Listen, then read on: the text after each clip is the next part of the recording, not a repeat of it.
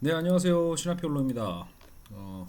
지금 이 시간은 이데올로기 편, 이데올로기 마르크스, 루카치, 그람시, 그리고 알투세르까지 해서 마무리를 하는 이데올로기론에 대한 두 번째 수업을 바로 시작하도록 하겠습니다.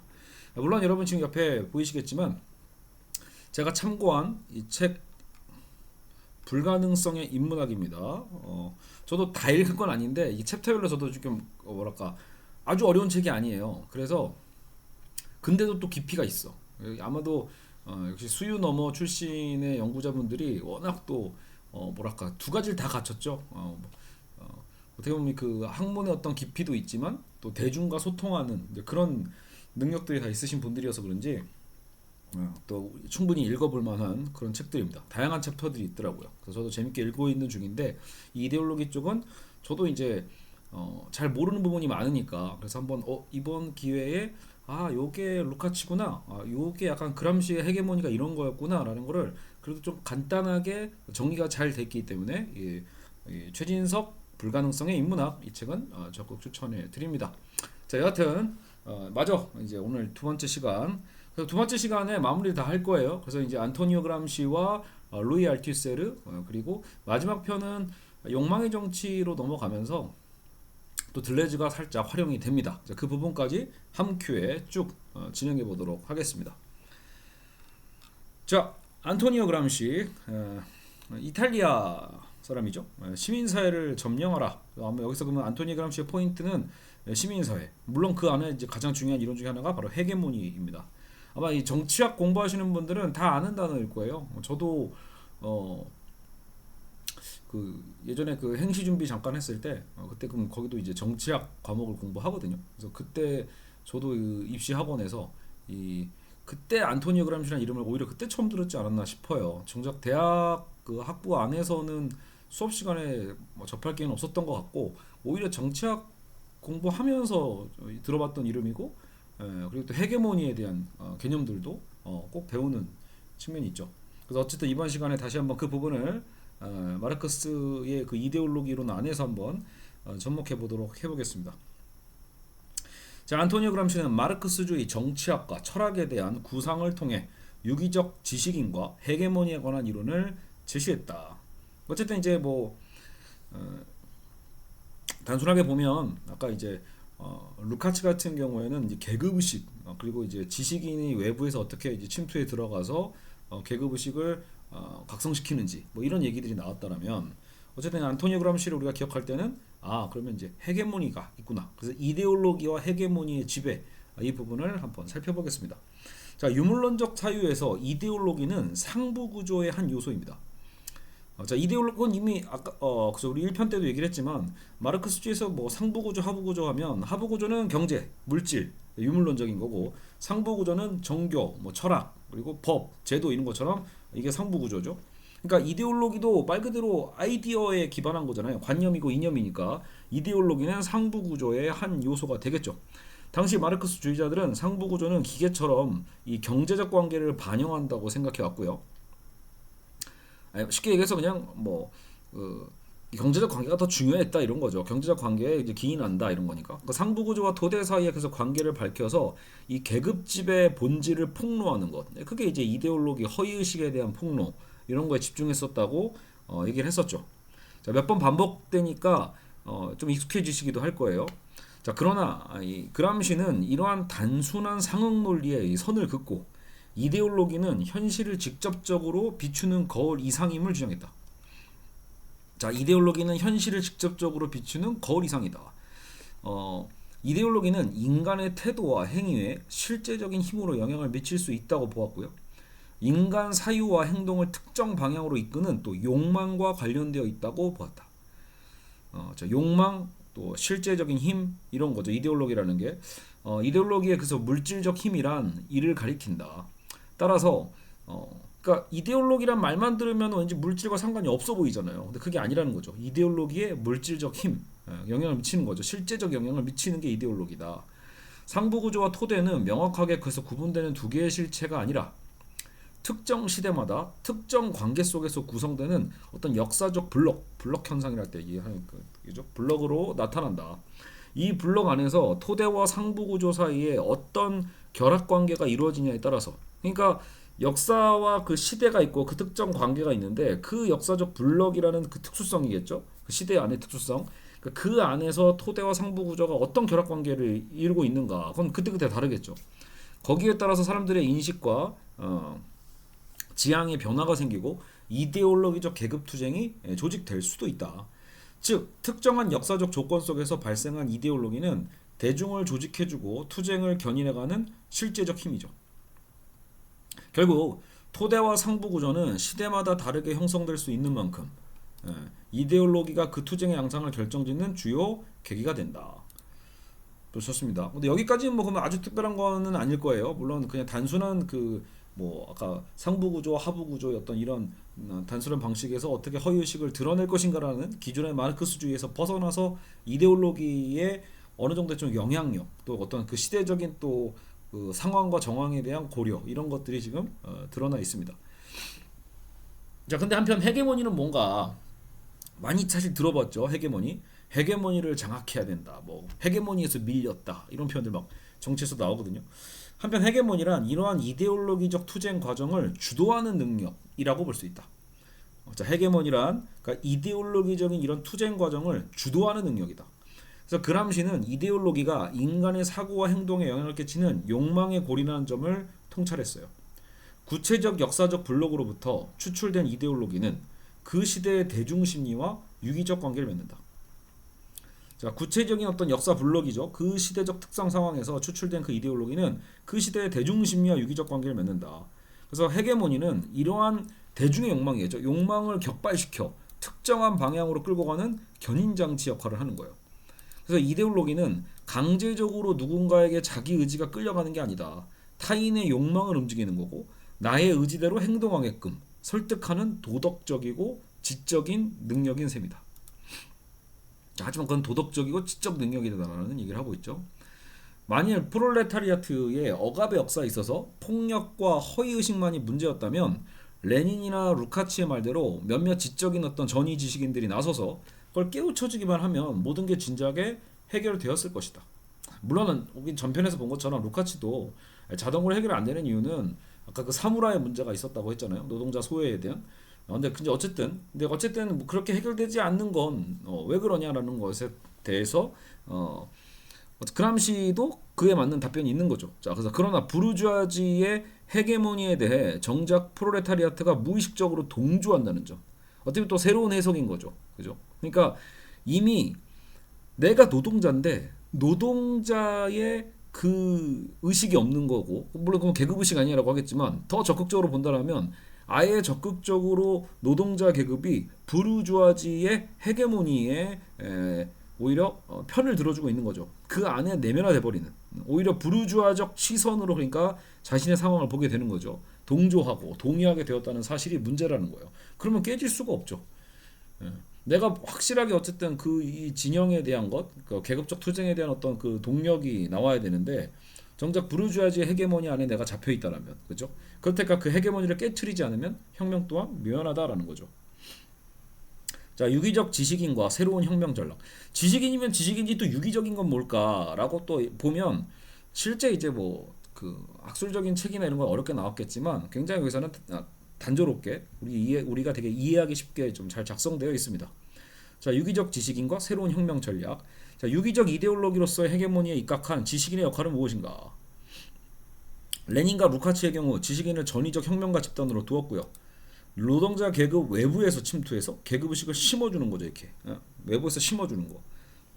그러니까 거기에 사실 어떻게 보면 그저 전형적인 엘리트주의에 대한 부분이 없지 않아 있을 수밖에 없을 것 같은데, 하지만 과연 노동자 계급이 자신들의 생활 환경과 지적 배경이 다른 지식인들에게 선뜻 동의하는 것은 결코 쉽지 않을 거다라는 거예요.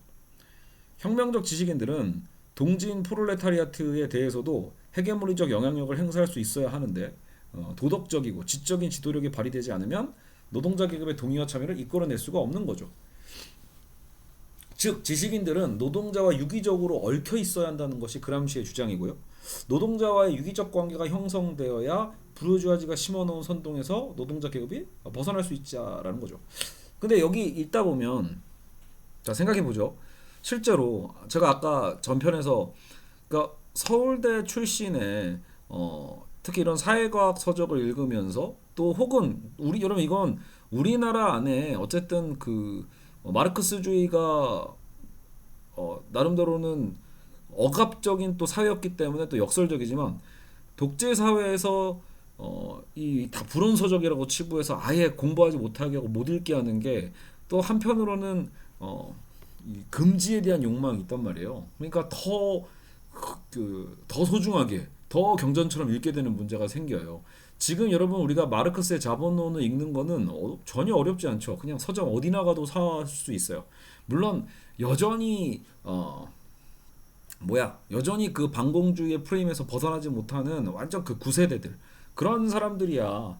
그러니까 완전 시대착오적인 거죠. 여러분 만약에 저 같은 40대 초중반한테도 이런 무슨 빨개 눈을 갖다 대는 건 말이 안 되는 거라고 제가 늘 얘기하죠. 예. 그런 세대가 아니에요, 여러분. 저만 해도 그렇게 마르크스주의를 접했던 세대가 아니다. 그러니까 전혀 달라요. 그럼에도 불구하고 여전히 우리가 어떤 정치적인 어떤 정략적 방식에서 이 공격 루트가 늘 되어 왔잖아요. 보수가 진보를 공격하는. 근데 실제로 이번 총선에서도 보면 알겠지만 이제 더 이상 그런 빨갱이로는 이제 통하지가 않는 거예요. 근데 그게 너무 당연한 게 어찌 보면 국민들 중에 실제로 그런 마르크스주의에 경도돼서 아예 한국 사회를 우리도 공산주의로 바꾸자. 뭐 심지어 뭐 우리가 북한에 편입되자 이런 정신나간 생각을 한 사람은 거의 없단 말이에요. 그죠? 물론 여러분 공산주의 혁명을 일으키자라는 게 실제로 뭔가 그 새로운 대안으로 알겠죠? 그러니까 지금 뭐 김정은의 그런 왕국을 얘기하는 게 아니고요. 그건 잘못된 거죠. 그러니까 뭔가 새로운 사회를 꿈꾸면서 도전하고 뭔가 혁명을 꿈꾼다는 거, 뭐 저는 그것도 괜찮다고 봅니다. 하지만 김정은 체제를 지금 한국 사회에서 부러워할 사람 아무도 없고요. 동경할 사람도 없다라는 거죠. 예, 그래서 그런 구닥다리 모델을 갖고 와가지고 정치적으로 싸우려니 상대가 되지가 않는 거예요. 국민들의 수준이 그렇게 낮지가 않습니다. 알겠죠? 그래서 지금도 뭐 여전히 뭐 빨갱이다 얘기하고 계시는 혹시 그런 보수 지지자분들이 있다라면 좀 정신 차리실 필요가 있어요. 그러니까 본인들만의 세계에 살고 있는 거죠. 저 이상한 세계를 본인들이 만들어 놓고 전형적인 허수아비 논증이죠. 존재하지도 않는 악마를 만들어 놓고 너가 악마야라고 이렇게 얘기하는 셈이니까요. 예, 그거 우리는 어리둥절이죠. 왜 우리가 악마고? 대체 어디 있다는 거야? 나는 뭐 이렇게 김정은을 좋아하지도 않는데 왜 자꾸 나보고 빨갱이래? 뭐 이런 얘기들이 나올 수밖에 없어요. 그러니까 너무 시대착오적인 공격은 오히려 독이 된다. 이제 보수한테도 독이 돼요. 그러니까 더 이상 이제 써먹을 전략은 아닌 거죠. 근데 이제 제가 그 얘기하려는 게 아니고, 그러니까 어쨌든 예전에 이 사회주의 운동을 좀 했었던 노동자 운동에 또 참여했었던, 그러니까 꼭 무슨 뭐 친북 이런 거 말고요. 그게 아니고 그냥 우리나라에도 노동 착취 문제는 되게 심각했잖아요. 그러니까 자본가와 노동자의 이런 계급적인 투쟁이 필요했던 그 시대에 어쨌든 서울대라는 가장 브레인, 가장 똑똑한 이 지성인이라고 할 수 있는 젊은이들이 그 공장에 위장 취업을 해가지고 막 계급 의식을 만들어내고자 노력했다라고 했잖아요. 그게 실제 역사고. 근데 지금 오늘 이제 이 얘기를 저도 읽다 보니까 쉽지 않다라는 거 아니에요. 사실 이게 이런 위장 취업한다고 티가 안 날까요? 그죠? 왜냐면 생각하는 거와 말하는 게 막 다르단 말이에요. 말 그대로. 그러니까 이거를 읽으면서 저도 느낀 게 뭐냐면 그래 여기서 뭔가 이렇게 동조화되고 약간 유기적으로 그 안에 함께 연대해야 되고 얽혀 있어야 된다는 저 말이 어떤 면에서는 요즘식으로 보면 그 부르디에의 문화자본 있죠. 그러니까 문화자본이 아마 달랐을 거란 말이에요. 그래서 당시 그 대학 문화에서 이 노동자 문화로 들어간다라는 건 사실 문화자본이 다른 상황일 수 있기 때문에 그것을 익혀가야 된다라는 의미로도 재해석해 볼 수 있을 것 같아요.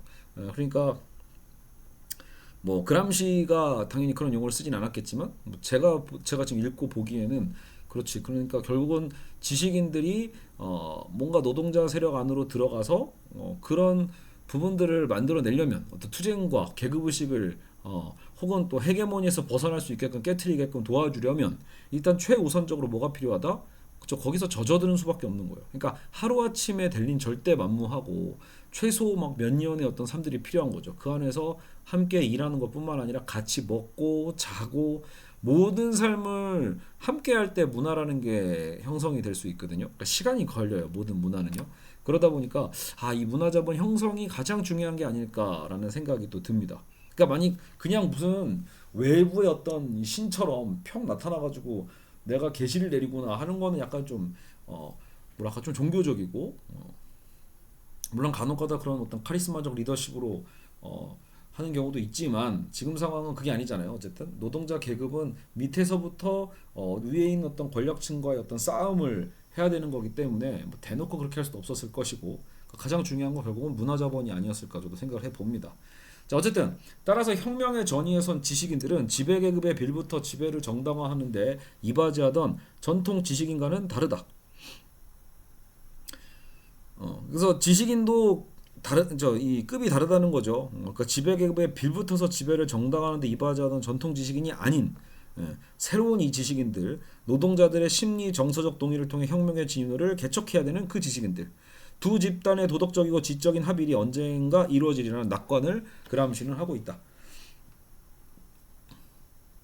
자, 그람시에 이르러 이데올로기는 단순한 머릿속 관념에 머물지 않고요. 물질적 힘으로 모습을 드러냈죠. 그는 이데올로기가 형성되고 갈등을 빚는 구체적인 사회적 장소가 중요했는데 교육, 종교, 출판, 언론 등이 바로 그런 사회적 장소입니다. 그러니까 여러분 사회적 장소라는 게 결국 시민사회의 형성을 의미하거든요. 그래서 헤게모니적인 무대들이 종합적으로 드러난 첫 번째 장소가 시민사회이고 그 다음이 국가다. 결국 이데올로기적 투쟁은 이 시민사회 영역과 국가에서 벌어져야 한다. 그러니까 어떤 다른 영역에서 무슨 폭력적이거나 뭐 진짜 그 어떤 반란과 같은 그런 혁명의 느낌이 아니죠. 그러니까 지금 시민사회로 왔다라는 건 그만큼 토론과 합의의 어떤 이런 점진성에 대한 개념을 좀 가져다 주는 겁니다. 뭔가 총칼을 통해서 하는 지금 혁명이 아니죠. 기존까지의 마르크스주의는 시민사회를 하면 부르주아의 어떤 본거지라는 그런 색안경이 있었고 결코 투쟁의 장소로 적합하지 않은 적들의 무대라고 생각했단 말이에요. 그래서 그냥 총파업처럼 일거의 힘을 모아서 타도하자는 논리가 팽배했었는데 그람시는 이 관점에서 벗어나 새로운 시각을 제시한 거죠. 헤게모니가 이데올로기적 투쟁 과정에서 발휘되는 정치적 주도 능력이라고 간주했고 그리고 요 단어는 약간 오탄 것 같은데요. 좀 찾아보겠습니다. 그 대결의 주무대는 어쨌든 시민사회와 국가라는 거다. 그죠? 그리고 그래서 이 두 장소를 경홀히 여기거나 적대해서만은 안 된다고 주장했다. 혁명을 향해 신속하게 투쟁을 전개하는 그래서 기동전이 있고 발빠르게 막 움직이는 기동 타격대 뭐 이런 개념이죠. 근데 그런 기동전이 있고 잠복한 상태에서 봉기하는 진지전의 구분이 있는데 그람시가 바로 이 진지전을 구상한 셈이라고 볼 수 있죠. 부르주아주의 일상생활과 정치 행위에도 적극 참여함으로써 혁명적인 파열의 순간을 준비한다는 이데올로기적 전략을 그래서 가리킨다.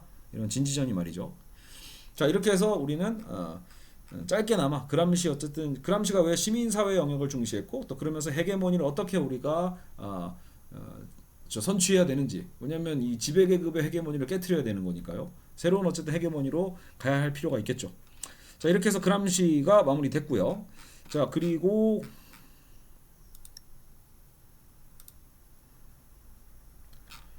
자 다음 편 알티세르로 바로 넘어가 보겠습니다. 알티세르.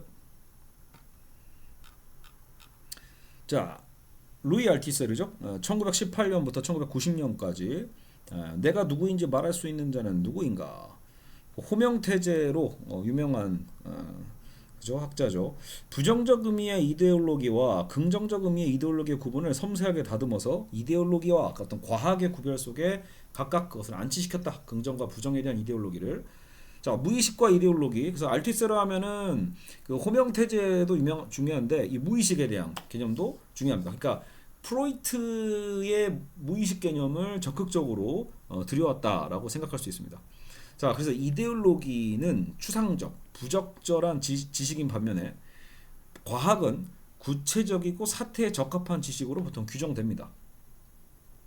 그런데 진정한 과학적 지식은 그럼 뭐냐? 원인으로부터 결과가 나아갈 때 생겨나는 거고 알티세르는 이것만이 또 과학이라고 규정을 하죠. 그러니까 뭐 여기서 제가 설명 너무 압축해 놔서 그런데 그러니까 결국 과학적 지식이 구체적이고 적합한 지식이라면 단순히 이데올로기에만 빠져 있으면 안 된다는 거죠. 그 이데올로기도 어떤 과학적 이데올로기죠. 그래서 뭔가 더 적절성에 대한 어떤 종합에 대한 그 가능성을 좀 꿈꾼다고 볼 수 있는데 과학이라는 건 여러분 인과론이잖아요. 그러니까 원인이 있으면 어떤 결과가 필연적으로 등장을 해야 돼요. 법칙처럼 이 원인이 발생하면 요 결과는 꼭 나와야 되는 거. 그게 이제 과학 자연의 법칙인데 그러니까 알티스는 이게 과학이라고 규정하는 거예요. 만약에 여러분 결과만 보고 그 원인을 막 추론하는 건 위험하죠. 실제로 그게 오히려 이데올로기다라고 보거든요. 거꾸로 결과로부터 비롯된 잘못된 지식을 그냥 믿어 맹목적으로. 야 지금 결과가 이렇잖아. 그럼 이거 원인이 이거였겠네라는 것은 굉장히 섣부르고 위험한 방식인데 이데올로기가 할지는 그런 부적절한 지식으로의 역할을 좀 하고 있다라는 거예요. 기존의 엥겔스 등의 사상가들은 부정적인 이데올로기는 그래서 폐기의 대상으로 여겼고 현실에 대한 진정한 지식을 막고 왜곡시키는 허위의식이니까 폐기하려고 했겠죠. 결국 이데올로기에 기만당하지 않고 바깥에 있는 진정한 지식을 찾아야 한다는 것이 기존의 마르크스주의의 어떤 이데올로기를 다루는 방향성이었다. 자, 그러나 설령 우리의 감각이 그릇된 판단을 유도한다고 해도 그 감각적 지각 자체가 없다면 대상의 실존 자체를 인식할 수 없기 때문에 결국은 과학으로도 못 넘어가거든요. 이게 무슨 말이냐? 이 책에서도 이제 스피노자의 예를 들고 있어요. 그러니까 스피노자가 실제로 사례로 들었던 게 우리가 태양의 위치를 관찰을 해요. 태양의 위치를 관찰을 해서 다른 사람에게 지금 설명을 해줘야 되는데 우리의 여러분 감각은 어때요? 우리의 감각. 태양이 지금 우리를 엄청 내리쬐고 있어. 그죠? 근데 내가 지금 내 눈으로 딱 가리키고 있는 그 태양과의 위치는 대략 이렇게 감각으로 본다라는 건 어때요? 우리 눈에 마치 좀 가까워 보이잖아요. 이렇게 막 한 뼘 차이처럼 보이기도 하고. 그러니까 태양은 지구와 대략 그냥 한 200걸음 정도 떨어져 있다는 식으로 우리의 감각이 느끼는 거는 생각보다 가깝게 보이니까 그런 식으로도 얘기할 수 있다라는 거죠. 나의 감각이, 나의 오감이. 그러니까 감각 자체가 약간 오류를 발생시킬 수는 있다 하더라도 우리는 그냥 그렇게 인지하니까 야, 태양은 생각보다 가까운 것 같은데? 라고 하면서 야 대략 200g 정도 떨어진 것 같아. 이렇게 설명을 할 수 있어요. 당연히 과학적으로는 오류인 건 이제 우리는 다 알죠. 감각적으로 그렇게 느껴졌다라는 거고. 자, 그러니까 이것이 그러니까 과학적 인과론이 될 수는 없지만 그렇다고 이 감각 자체를 폐기할 수 있냐라는 거예요. 나의 감각이, 나의 오감이 어떤 잘못된 지식과 오류를 가져온다고 해도요. 그럼에도 불구하고 우리는 그 감각이 없으면 지식 자체를 수용할 수가 없거든요. 그죠? 그러니까 감각의 오덕 때문에 감각을 버리려고 해서는 안 되고 오히려 그 감각, 불완전한 감각으로 인한 지식도 과학의 구성에 도움이 된다는 식으로 끌어안습니다. 이런 사유 방식이죠. 자, 그래서 과학적 지식은 감각을 완전히 폐기하는 데서 시작하는 게 아니라는 거예요. 감각적 인식의 오류를 오히려 성찰하고 보다 실제적 지식으로 인도할 때 성립하는 것이다. 따라서 진정한 알미라는 건 이데올로기의 어떤 바깥에 있는 게 아니고 이데올로기 안에서부터 구성되어야 된다.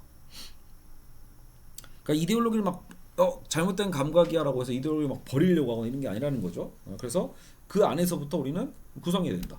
이데올로기는 신중히 연구하고 통찰할 1차적 자료가 됩니다. 그래서 이데올로기 자체를 버리려고 해서는 안 되고 이데올로기 자체를 우리는 연구해야 된다. 어떻게? 과학적으로. 현실을 사는 우리가 우선적으로 만나는 지식은 그래서 과학 자체가 아니고 오류의 가능성이 충분한 이데올로기이기 때문이에요. 예. 우리도 현실에서는 이데올로기를 더 먼저 만나는 거야. 우리의 감각이 오류를 먼저 쉽게 범하듯이, 그죠? 이데올로기도 우리 일상에 이미 퍼져 있죠. 따라서 이데올로기는 우리가 삶을 살아가고 세계를 체험하며 진리를 찾게 하는 오히려 근본적인 출발점, 그 과정으로 봐야 되는 거죠. 폐기해야 될 대상이 아니라 이용해야 될 대상으로 봐야죠. 이데올로기는 주어진 상황에서 역사적이고 사회적인 조건의 선물이기에 이를 허위라고 단정하고 폐기해서는 안 되는 어떤 실제에 엄연한 일부가 있다는 거예요. 그만큼 가치가 있다. 자, 알티셀은 한편 무의식 개념, 프로이트의 무의식 개념을 또 적극적으로 받아들였는데 우리가 무엇을 아는가 보다 우리가 알고자 하지 않는 것은 무엇인가를 아는 게 중요해졌다. 쉽게 얘기해서 우리 어떤 감각이나 이런 것들은 바로바로 그럴 때 뭘 인지라도 하잖아. 근데 무의식이라는 건 우리가 알고자 하지 않는 것. 근데 그거를 진짜 표현하는 게 아니거든. 내 무의식 안에서 드러나는 거지. 보여지는 방식으로. 즉 무의식적 욕망의 문제가 매우 중요하다고 알티셀은 봤어요. 이 무의식적 욕망의 문제를 무시하고 이데올로기를 논할 수는 없다라는 거죠. 자, 그래서 20세기 중반에서 서구 사회에서 부르주아와 프롤레타리아의 양극화가 일어나지 않고요. 폭넓은 중간층이 형성되었다는 점. 실제로 이제 이게 서구 사회에서 문제였죠. 마르크스의 예측이 맞으면 오히려 영국 같은 나라에서 혁명이 제일 먼저 일어나야 되는데 안 일어났거든. 되려 유럽 사회에서는 중간층이 두터워진단 말이에요. 그러면서 마르크스의 혁명이 정작 서구에서는 안 일어나고 이 뭐 러시아나 그리고 중국에서 일어나게 되는 거죠. 자, 그래서 자, 이러한 중간층의 발생과 확장은 바로 그들의 실제 삶의 조건은 프롤레타리아와 상당히 유사하면서도 정작 의식상으로는 부르주아와 유사하다는 점에서 기인한다. 자, 이거 잘 보세요. 반반인 거죠. 그러니까 사실 중간층의 삶 자체는 물질적인 여건이나 삶은 오히려 프롤레타리아인데 정작 의식은 부르주아인 거예요. 어찌 보면은 그람시가 얘기했던 헤게모니적 측면일 수도 있겠죠. 그 헤게모니에 잡혀 있기 때문에. 그러니까 정작 의식은 부르주아고 삶의 조건은 프롤레타리아. 그러니까 잘 살지도 못하는데 왜 우리도 그 선거하다 보면 그런 얘기 하잖아요.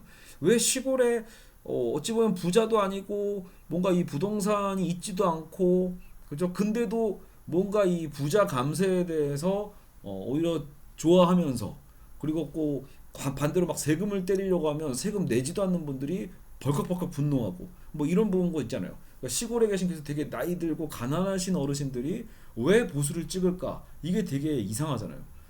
강남에서 잘 사는 계급이 사실 뭐 보수에 투표한다라는 건 매우 합리적일 수 있거든요. 내 재산을 지켜야 되니까. 근데 왜 재산도 없고 사실 삶의 환경도 전혀 다른 사람들이 의외로 많은 유권자들이 보수를 몰빵을 한단 말이에요. 왜 그럴까? 이런 거 궁금하죠. 그러니까 이런 의미도 있는 거예요. 그러니까 정작 의식은 부르주아와 유사하다는 폭력에 의지하지 않으면서도 스스로 경찰, 군대, 법제도 등의 억압적 국가 장치에 순종하는 것. 사회 규범과 국가 명령에 잘 따라서 바른 생활을 하는 성숙한 사회인이 되는 것을 목적화하는 계층이 바로 이 중간층이 되는 거죠. 사회는 이러한 모범 시민을 길러내어 자기를 재생산하고 이 사회 시스템을 계속해서 유지하게 되는 겁니다. 안정화 방식으로 작동하게 하는 거죠. 지금의 방식은 어쨌든 부르주아와 자본과의 어쨌든 이 경제 독점 체제인데 그것이 무너지지 않도록 유지시켜내고 있다는 거예요. 부르주아가 지배하는 사회는 이 같은 방식으로 영원히 지속되고 있다는 거죠. 자, 이데올로기적 국가 장치와 상상의 공동체. 그래서 지배 이데올로기는 총칼과 같은 폭력과 무력으로 우리를 위협하는 게 아닙니다. 그렇게 유치하지 않다라는 거예요. 대놓고 폭력과 무력으로 위협하는 게 아니고 오히려 부드럽게 달래고 논리적으로 설득하며 심정적으로 동조하도록 이끌어내는 그 힘이 있어요.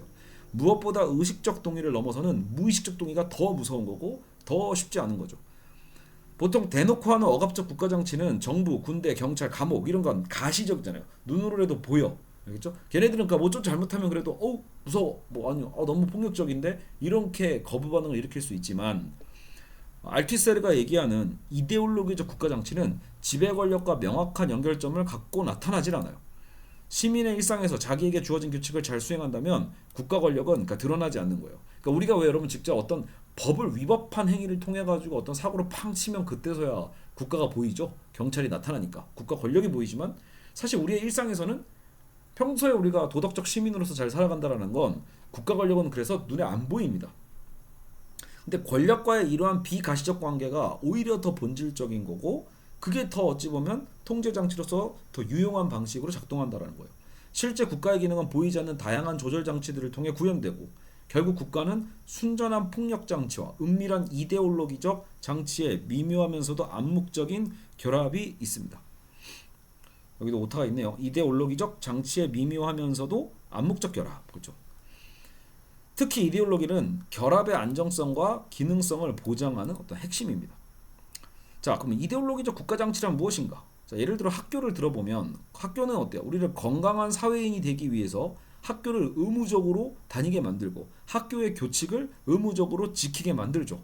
말 그대로 건강한 사회인, 올바른 시민사회가 사회인이 되기 위해서 설득이 되잖아요, 실제로. 그러니까 학교를 거꾸로 못 맞추면 그거는 사회화를 위한 충분 조건의 미달하고 낙제이고, 그죠? 이미 뒤떨어진 자가 돼버리는 거니까 우리는 어떻게든 그러지 않기 위해서 최선을 다해서 학교를 어떻게든 우린 졸업하려고 하죠. 그러니까 한국 사회 기준은 심지어 어때요? 4년제대는 나와야 되는 거 아니야? 또 심지어 그런 억압과 압박까지도 심리적으로 존재하는 거예요. 그래서 굉장히 필요 이상의 많은 교육을 받고 있는 거고 그런 만큼 또 한편으로는 이미 뭔가 이제 국가나 거대한 시스템 안에서 잘 녹아드는 것이 어떤 삶의 어떤 당연한 방향성인 것처럼 생각하는 성향도 있는 것이겠죠. 가족도 마찬가지죠. 가족 구조는 국가 구조와 긴밀하고 가족 교육을 빌미 삼아 형성되는 가족의 그 관습은 실상 올바른 사회인에 대한 유비적인 어떤 관계다. 그래서 가족 내에서도 결국은 야 너 나가서도 눈에 띄지 마라, 눈에 튀지 마라, 어디인가 뭐 정난 모난돌이 정 맞는다. 그리고 뭐 아버지의 어떤 권위적인 말에 충성하고 복종하고 최대한 어쨌든 부모의 어쨌든 그것을 심기를 건드리지 않으면서 서로 좋은 쪽으로 합의해가는 방식 뭐 이런 거야 더 많죠.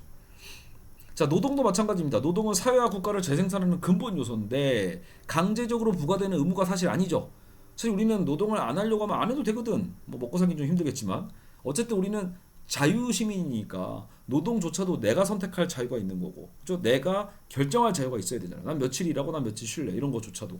그러나 그런 게 사실은 없다라는 거예요. 우리 사회 각 방면에는 노동을 자발적으로 욕망하고 있다고 믿도록 유도되고 있는 거고, 노동은 신성한 의무다, 국민의 권리다 계속 가르치잖아요. 그래서 그걸 향유하고자 하는 목적하에 노동을 긍정적으로 받아들이게 구성되고 있고, 그래서 이는 궁극적으로 사회와 국가의 재생산에 기여하도록 계열화되며 그와 같은 믿음을 창출하고 지속시키는 것이 이데올로기적 국가 정치의 그러니까 역할인 셈이에요. 그러니까 어찌 보면 거의 우리나라의 어떤 사회제도의 어떤 시스템, 어떤 소프트웨어 안에 다 접목되어 있는 것, 이런 것들이 이제 이데올로기적 국가 정치인 셈이겠죠. 그러니까 여기는 어떤 폭력과 강제 억압이 없어요. 마치 우리가 좋아서 선택한 것처럼 보이게끔 만들어내기 때문에 그래서 강력하게 작동하는 겁니다. 여러분 그러니까 가끔 독재자들이 그냥 한 번에 막 총칼로 막 사람들 시민들 다 쏴 죽이고 막 이렇게 안 하는 이유가 뭐냐면 그게 오히려 더 끝없는 저항을 불러일으키기 때문에 그런 거예요. 예. 오히려 시민들이 피를 흘리고 억울하게 죽게 되면 그 국가 권력에 오히려 더 목숨을 걸고 싸우는 시민 투사들이 나오게 되어 있거든요. 그러니까 고도의 독재 정치, 독재 사회가 굉장히 기술적으로 오랫동안 유지되는 국가일수록 사실 그 독재자들은 당근책을 더 잘 줍니다. 그러니까 보이지 않는 그 억압적인 힘이 존재하면서도 그러면서도 사람들 스스로가 좋아하게끔 시민들 스스로가 받아들이게끔 만드는 고도의 통치력을 사실은 지니고 있는 거다. 자, 어쨌든 이데올로기는 그래서 이제 허위의식이 아닌 거예요. 알티셀에 의하면 이데올로기는 세계에 대한 우리의 태도를 반영하고 있고 뭐 거기엔 우리의 무의식적인 태도도 있겠죠. 욕망도. 개인은 자신을 둘러싼 사적이고 일상적인 영역들과 맺는 관계, 즉 이데올로기적 장치들과의 관계를 통해 보이지 않는 더 큰 영역인 사회와 국가를 상상하면서 받아들입니다. 노동에 대한 우리의 실천은 경제뿐만 아니라 문화와 사회 일반에서 작동하는 이데올로기적 국가 장치의 효과라고 볼 수 있겠죠. 자, 어쨌든 이데올로기적 국가 장치에 대해서 살펴봤고요. 무의식적 욕망에 대한 적용도 봤고요. 자, 호명의 권력과 주체 전략으로 가보죠. 자, 이데올로기는 일상적이고 사적 영역들을 관통하는 실천적 힘입니다. 자, 이는 미셸 푸코의 이론과도 맞닿아 있어요. 권력은 주체를 억압하는 게 억압입니다. 오타가 또 있네요. 억압하는 것이 아니라 오히려 생산한다. 그러니까 권력이 주체를 억압하는 게 아니고 오히려 주체를 호명함으로써 불러내는 거예요. 권력이 개인을 주체로 오히려 만들어주는 중요한 원천이라고 푸코도 얘기하거든요. 그러니까 호명 개념은 물론 알티셀가 한 얘기지만 푸코의 철학에서도 가장 중요한 게 권력이 개인을 주체로 만들어주는 원천이라는 거예요. 그걸 밝혀내죠. 예를 들어 우리가 정체성에 있어서 너는 누구의 딸이고 누구의 아들이고 어느 나라 국민이고 이런 식의 공식적 소속의 표지들을 자기 정체성으로 제출하기가 훨씬 더 수월하다. 우리는 자신의 정체성을 공식적인 지표에 맞춰서 일단 받아들이고 거기에 부과되는 질적 특성들을 자기화시키는 것이죠. 자, 이를 정신분석에서는 동일시라고 하는데 당위와 복종의 메커니즘을 불러일으키는 거죠. 자식은 부모에게 효도하고 자손은 선조의 명예를 지키며 학생은 공부를 열심히 해야 등등. 그러니까 그 안에서 우리가 어떤 나를 거기서 우리는 어떤 안정감을 누리잖아요. 아 그래 나는 그렇지. 나에게는 돌아갈 조국이 있지. 나에게는 집이 있고 나에게는 따뜻한 가정이 있지. 이런 식으로. 그래서 거기에 또 맞는 역할을 자인받게 되고 내 스스로 하게 되고 여기서 우리는 정체성을 부여받는 거죠. 정체성의 공적 표지란 권력이 개인에게 부여하는 것이며 개인은 그것과의 동일시를 통해 자신을 주체로 인식하게 됩니다. 그렇다면 권력 없이 개인이 주체가 될 수는 있는가? 이 부분에 대해 푸코는 말년에 성의 역사를 통해 새로운 윤리학을 제시하죠.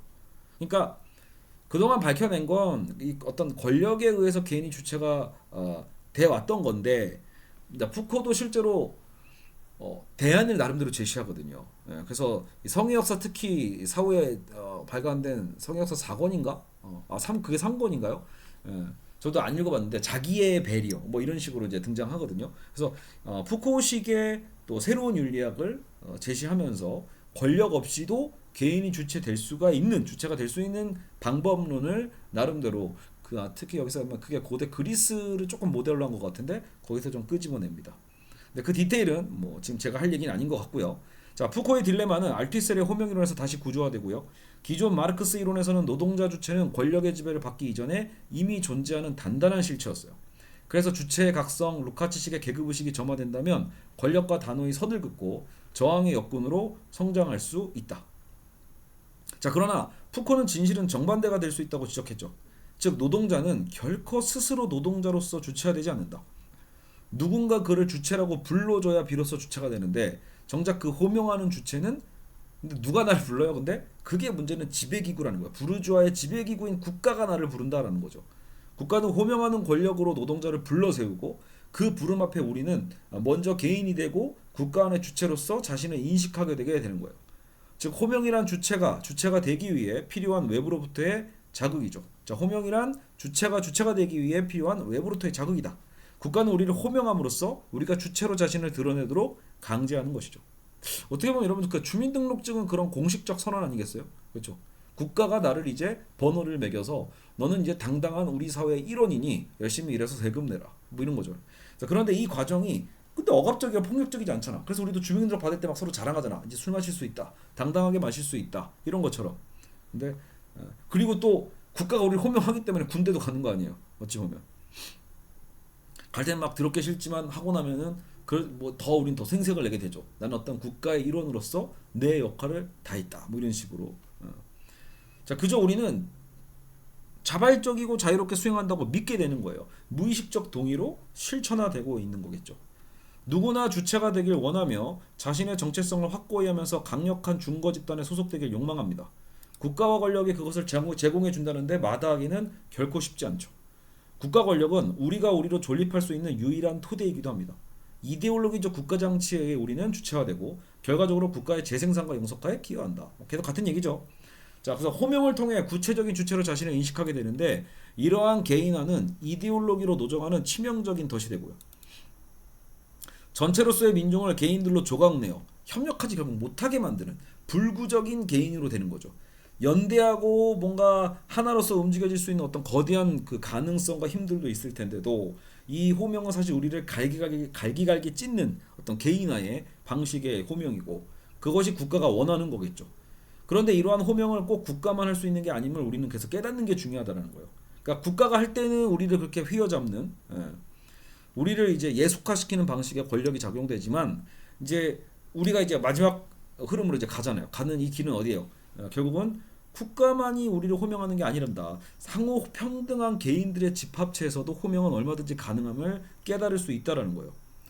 또 어딘가에 소속되어야만 정체성을 구성하는 것도 아니다. 이런 점에서 권력은 반드시 국가만의 권력이 되는 게 아니고 오히려 민중에게 권력을 줄 수도 있거든. 민중이 집단적으로 향유하는 힘도 권력이 될 수 있는 거예요.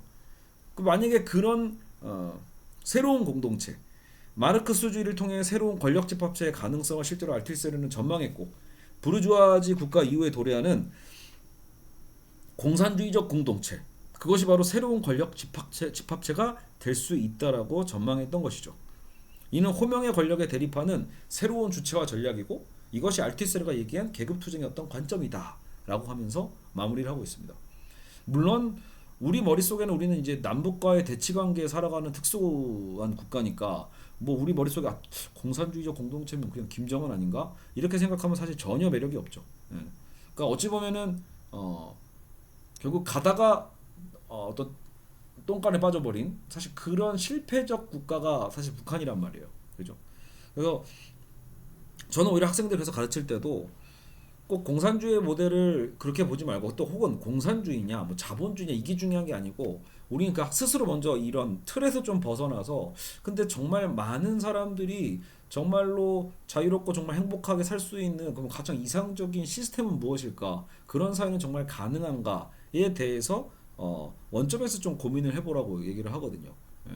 왜냐면 우리의 이 고정관념 때문에 너무 갇혀 있을 수밖에 없잖아요. 다른 세계 자체를 꿈꾸지 못하고 그냥 계속해서 이 시스템 안에서 어떻게 뜯어 고칠까, 어떻게 조금 조금씩만 기존의 틀을 유지할까 이런 꿈만 꾸지 말고 최소한 젊을 땐 더더욱이 더 새로운 세계에 대한 꿈을 꿔보고 그런 것들을 통해서 뭔가 사회운동이나 실천을 또 해볼 수도 있는 거거든요. 예. 가치가 있는 도전이라고도 볼 수 있겠죠. 예. 물론 또 그것을 또 가로막는 또 기성세대의 거대한 힘은 존재할 수밖에 없고 이데올로기적 국가 정치는 우리의 삶 언제 어디서나 우리를 이제 비추고 있겠죠. 어떻게든 감시하고 있겠죠. 저 생각보다 지금 시간이 많이 가네요. 이거 마지막 걸 그때 따로 뜯기에는 너무 애매하니까. 자, 이제 마무리로 한번 들어가 보겠습니다. 자, 이데올로기 비판에서 욕망의 정치학으로. 자, 91년 소련의 붕괴로 이제 이데올로기의 시대는 그때 끝이 났다는 주장들이 많았고요. 그래서 항상 제일 많이 나오는 그 사례가 뭐예요? 프란시스 후쿠야마의 역사의 종말 그 책 꼭 소개하면서 사실상 이제 자본주의의 승리다. 이제 완전히 소련은 끝났고 공산주의는 끝났고 이데올로기 시대는 끝이 나서 역사는 이제 완성의 단계가 되는 셈인 거죠. 뭐 해겔식으로 얘기하면 절대 정신의 어떤 완성처럼 이제 자본주의가 거기에 우뚝 섰다. 뭐 이런 식일 수도 있는데 과연 그러냐라는 거예요. 우리는 정말 이데올로기에서 벗어난 삶을 살고 있는가? 그렇지 않죠. 아직 우리 사회 한국 사회 봐 얼마나 갈등이 많아요. 진보 보수의 대결, 문화적인 어떤 차이, 성적 취향의 문제. 그래서 우린 지금 여성과 남성의 또 정치적 대립도 되게 심각하고, 또 노인 세대와 젊은 세대의 대립도 심각하고, 또 우리 국내인들과 지금 어떤 다문화 가정뿐만 아니라 외국인 노동자들의 문화적인 충돌까지도 지금 나타나고 있고, 또 정규직과 비정규직의 갈등 또한 있고, 이데올로기적 갈등은 사실 우리 사회 전체에 여전히 작동하고 있는 게 아닌가. 자, 그래서 알티셀의 논의를 통해 우리의 일상을 구성하는 미시적 차원, 개인적 사적 삶의 이제 삼투된 무의식적 믿음의 구조를 살펴볼 수 있다. 자, 알티셀은 이데올로기를 현실에 대한 주체의 상상적 관계라고 규정했고요. 현실에 대한 주체의 어떤 상상적 관계. 근데 개인들이 사회를 상상해서 구성해보는 태도나 방식과 관련이 되어 있죠. 사적인 삶을 살아가는 우리들의 사고나 행동이 궁극적으로는 사회, 국가적 차원에서 깊이 관련되어 있다는 무의식적 믿음이 바로 이데올로기다. 광화문 태극기 할배들도 그죠? 그분들도 그냥 뭐 가끔 이렇게 폄하하는 분들 있잖아요. 태극기 할배들 그냥 하루 일당 얼마 주니까 나오는 거야 라고 얘기하시는 분들이 많고 실제로도 뭐 그런 증거들도 좀 있지만 정말 그것만으로 그렇게 강력하게 움직이지는 않는다고 저도 봅니다. 정말 더 중요한 건 그분들도 어떤 신념, 근데 그게 거의 이데올로기에 빠져 있는 신념이라고 볼 수 있는 거예요. 내가 일평생을 나라 발전을 위해 헌신했다라는 그 자부, 거기에 불을 지펴주는 거죠. 실제 사실이 무엇인 건가 사실 그 중요하지 않은 거예요. 그냥 지금 여기에 실존적 자기를 어쨌든 영원하고 영광스러운 어떤 국가와 어떤 거기에 나약한 역할로서 자임함으로써 거기서 맹목적 신념으로 투쟁하게 되는 거죠. 국가에 대한 소속감과 그 같은 가상적 믿음이 사실 이건 허구일 수 있거든요. 근데 그게 결합하면서 극단적 행동을 촉발하고 나아가 입증할 수 없는 진실 싸움으로 뛰어드는데 문제는 이게 증명할 수 없는 싸움이 되거든. 그들은 결코 패배하지 않을 것이라는 점. 그러니까 왜냐면 승리한다는 얘기가 아니에요. 패배를 인정할 수가 없다라는 거예요. 어찌 보면 이 애초에 허구적인 것을 갖고 싸우는 거기 때문에 자기 신념 안에서의 맹목적 투쟁이 돼버리기 때문에 결국은 이 게임은 끝나지도 않고 끊임없는 갈등이 펼쳐지겠죠. 물론 저자도 얘기를 하고 있어요. 이러한 현상은 좌파 안에서도 당연히 똑같은 원리로 작용할 수 있다라는 거.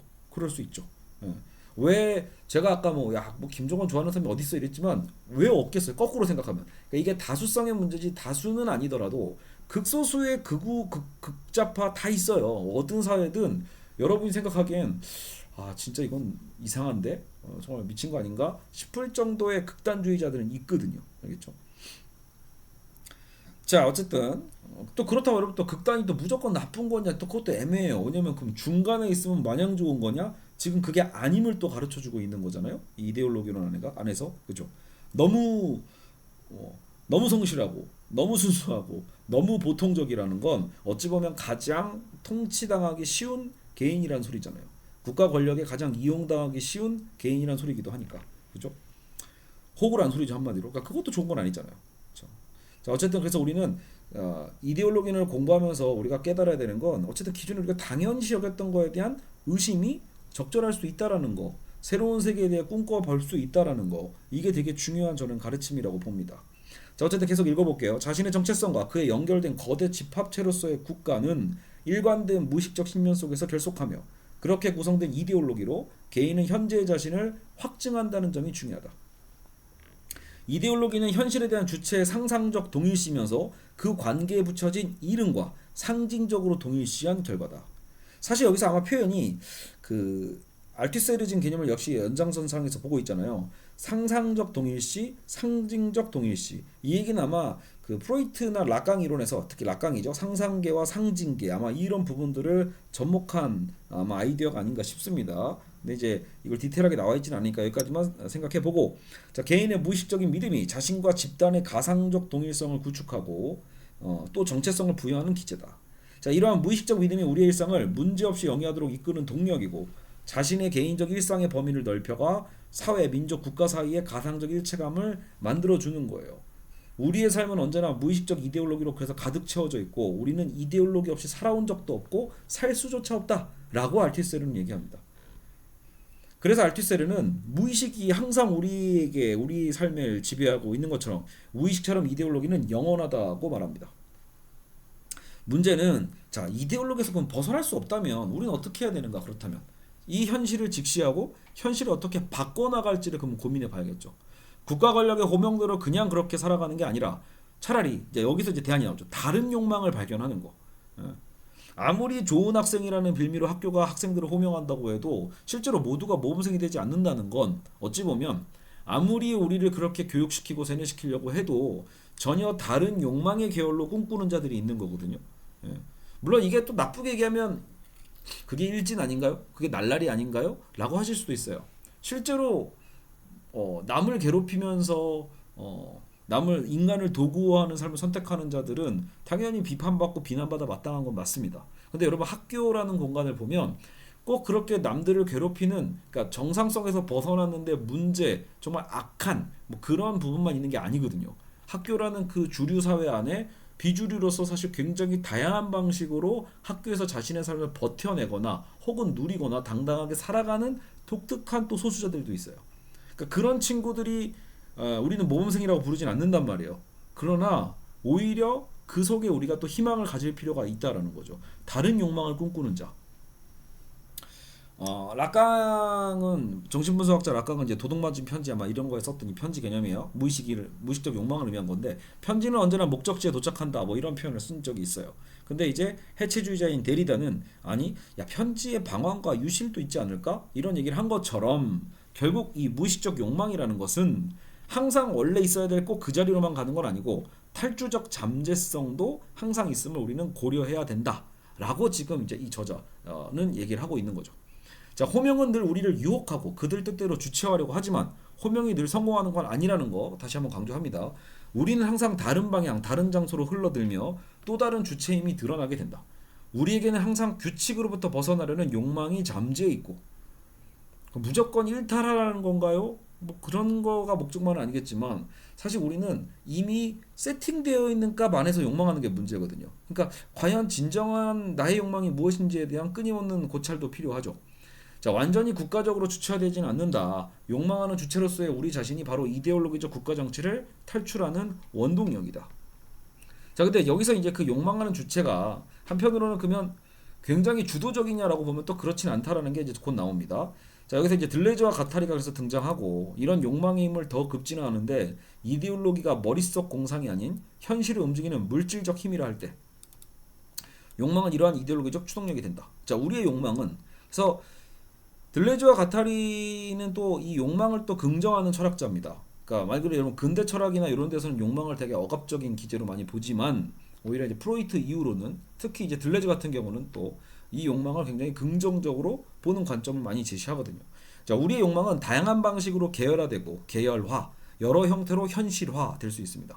결국 어떻게 자기 욕망을 삶 속에서 조직화하느냐, 따라서 다양한 성적 취향, 정체성, 타인과의 관계는 얼마든지 다양체로 변화될 수 있는 거예요. 알겠죠? 그러니까 꼭 지정된 성적 취향과 지정된 정체성, 지정된 타인과의 관계를 우리가 고착화시키면 안 된다라는 거죠. 욕망의 조직화는 사회적인 것이고 나 혼자만의 문제를 떠나 타인들의 욕망과 함께 어울리며 중층화된다. 중층 결정, 이것도 알티세르가 사실 했던 얘기이기도 한데 다층적인 방식으로 생각하면 됩니다. 그래서 단순히 타 욕망과의 타협과 조화를 찾고자 하는 게 아니다. 이것도 적재적소에 딱 잘 표현된 문장인 것 같아요. 그러니까 그렇다고 우리가 타인과의 욕망을 그럼 우리가 또 타협하고 뭔가 또 조화를 이루고 합의하라는 얘기인가? 그건 아니죠. 그렇게 되다 보면 또 그게 또 하나의 정상성과 하나의 또 이데올로기가 될 거거든요. 그래서 오히려 좀 자유롭게 각자의 욕망을 또 표출하면서 찾아가다 보면 당연히 갈등이 있고 당연히 충돌이 있는 거예요. 그러니까 그 과정으로서의 욕망을 우리는 긍정하고 발견하고 그러면서 또 다른 욕망을 구성해가는 것. 갈등과 충돌 속에서 내 욕망을 또 조정해 갈 수도 있는 거잖아요. 낯선 욕망의 발언을 거부하지 않고 그래서 긍정하고 욕망의 무한한 변주와 변형의 가능성을 우리가 내재적으로 이미 인정하면서 받아들이고 나아가야 하는 거죠. 감히 욕망하라는 욕망의 정착에 내걸린 주요 선언처럼 이데올로기를 긍정하는 동시에 넘어서는 방식임을 인정해야 합니다. 자본주의 사회는 욕망의 다양성을 거부하고 제거시키는 메커니즘을 통해 작동하죠. 모범생, 좋은 사회인, 정상화를 획일적으로 구성하려고 하는 것. 이는 욕망의 결국 거세인 셈이고 실제로 불효는 사회적으로 지탄받고 낙오는 소외되며 비정상은 오타가 너무 많네요. 비정상은 비난과 폐기 대상이 되는 사회. 그러나 이 모든 사고와 행위가 정상적으로 보인다 해도 이러한 정상성은 욕망의 흐름을 구부러 들인 채 국가와 자본의 구조 속으로 귀속시키는 폭력일 뿐입니다. 교육과 언론에 길들여진 대중은 그러한 폭력을 큰 것을 지키기 위한 필요악으로 용인해 버리는 거죠. 이것이야말로 자본주의 사회에서 자기 학대와 자기 파멸의 승인으로 귀결되는 무의식적 이데올로기인 셈입니다. 현실은 끊임없이 유동해 간다는 것을 인정할 필요가 있어요. 변화하는 현실에 대해 좋음과 나쁨, 옳음과 이것도 오타가 너무 많네요. 죄송합니다. 제가 검토도 잘 안 하고 그냥 막 오늘 진짜 많은 글을 쓰고 많은 영상을 지금 찍고 있거든요. 자, 어쨌든 옳음과 그름의 프레임을 씌우는 것이야말로 이데올로기의 속박이다. 지금 여기, here and now죠. 지금 여기의 현실만이 결국 우리의 대상이죠. 끊임없이 유동하는 이 현실을 다른 것을 향한 변이의 과정으로 받아들이고, 그러니까 여기가 어떤 고착되고 멈춰져 있는 현실이라고 보시면 안 돼요. 이걸 유동적으로 움직이는 과정으로 보셔야 돼요. 과정에 끼어드는 것이 진솔한 현실성이다. 그리고 그런 과정은 어쩌면 능동적 의식적 참여라기보다도 우리가 다 모든 걸 여러분 계획한다고 되는 게 아니잖아요. 어찌 보면 피동적이고 무의식적인 휘말림에 더 가까울 수도 있다. 그러니까 우리의 무의식, 우리의 의지 이런 것들이 다 어떤 그 과학적 계획에 의해서 움직이는 게 아니거든요. 특정한 혁명가나 지도자의 어떤 선택, 어떤 그 리더십에 의해서라기보다도 대중 없이 휩쓸리는 어떤 대중의 그 우발성, 운명적인 무작위 어떤 흐름에 몸을 맡기는 이런 부분도 있는 거죠. 니체의 아모르 파티, 운명을 사랑하라는 뜻이거든요. 아모르 파티가 바로 어찌 보면 이런 흐름, 그런 결정 불가능성 가운데 이루어지는 결정의 어떤 노력은 있을 거 아니에요. 그 결과를 또 다른 출발로 받아들일 수 있는 능력을 의미하는 게 바로 이 니체의 아모르 파티가 아니겠냐라는 식으로 또 정리를 하고 있습니다. 자, 이제 마무리입니다. 그렇죠. 그러니까 우리는 어찌 보면 그죠. 그러니까 정말 역사의 흐름을 보면 그럴 때가 있죠. 아무리 노력해도 뭔가 안 변하는 것 같을 때도 있지만 정말 말도 안 되는 어떤 사건에 의해서 거의 역사 전체가 또 변해버리고 나의 미적인 삶도 마찬가지죠. 내가 그렇게 아둥바둥할 때 뭔가 잘 안 되던 것들이 갑자기 어떤 딱 그 트리거 같이 어떤 우발성에 의해서 내 몸을 맡기면서 또 변주해 가는 거죠. 우리의 삶을 잘 보시면 여러분 모든 게 계획적으로 된 적은 거의 없을 거예요, 사실. 그러니까 이데올로기가 무서운 게 보다 항상 뭐 3년을 계획하고 5년을 계획하고 그럼 뭐가 다 될 것 같이 얘기하고 그리고 당연히 남들이 가는 어떤 그 코스를 다 밟으면 뭐가 될 것 같이 얘기하지만 실제로 정말 그렇게 살아보면 그렇게 되는 적이 거의 없다라는 걸 알게 되는 거죠. 오히려 더 중요한 건 그러면 그렇게 강박적으로 스트레스 받으면서 나를 깎아가면서 오히려 그 맞춰 들어가는 톱니바퀴로 만들어내는 그런 그 무의식적인 이데올로기의 도구가 되는 게 아니라 차라리 내가 즐기고 내가 욕망하고 내가 사랑하는 것들에 대해서 한편으로 또 그 갈등이 없을 수는 없겠으나 그런 다양한 어떤 흐름의 마주침 속에서 내 몸을 맡기고 이행해 가는 것, 변화의 과정으로 나의 현실을 끊임없이 인정하는 그 태도와 개방성이 더 중요한 게 아닐까 생각이 듭니다. 여기 있죠. 그래서 이 확고부동한 주체는 한낱 이상에 불과하다고 저자가 얘기하고 있고, 언제나 이행 중인 특정한 상태에서 다른 상태로 움직여가는 주체와의 흐름만이 있다. 예. 지금은 계급 무의식의 탈근대로 이행하고 있다고 볼 수 있다. 이데올로기의 시대는 끝나지 않았습니다. 항상 그랬듯 예전과 다른 방식으로 그냥 지속되고 있을 뿐이에요. 이데올로기는 무의식적 욕망의 흐름에 따라 분기하고 합류하며 계속해서 유동한다. 이데올로기는 끊임없이 변해갈 것이나 그래서 영원하다. 언제나 다른 모습으로 다른 방식으로 작동하면서 우리와 더불어 현실을 구성하는 힘으로써 말이다. 여기 들레지고 여기가 가타리죠. 자, 어쨌든 오늘은 이렇게 해서 이데올로기론을 맞춰왔습니다. 되게 좀 급하게 했는데 저도 요즘 이제 어찌 보면 새로운 워밍업이어서 이제 좀 더 적극적으로 더 텍스트를 많이 읽고 좀 더 적극적으로 많은 것들을 그냥 뭐 망설이다가 놓치지 말고 할 수 있을 때 최대한 그래도 많이 써보고 또 다시 유튜브 영상도 많이 올리기 위해서 그래도 노력해 보겠습니다. 다만 이제 부족한 건 이제 여러분 제 그냥 지식의 부족함입니다. 많은 것들에 대해서 저도 독해의 한계가 있고 이해의 한계 뭐 이런 것들이 너무 있다 보니까 그리고 또 말이 엉킬 때도 되게 많고 말도 안 되는 소리를 할 때도 있을 수도 있고 말실수도 있고 하기 때문에 어쨌든 그런 것들을 그래도 이쁘게 잘 봐주시고요. 어쨌든 또 새로운 또 주제를 갖고 계속해서 다양한 영상들 업로드하도록 하겠습니다. 자, 여러분 오늘도 고생하셨습니다.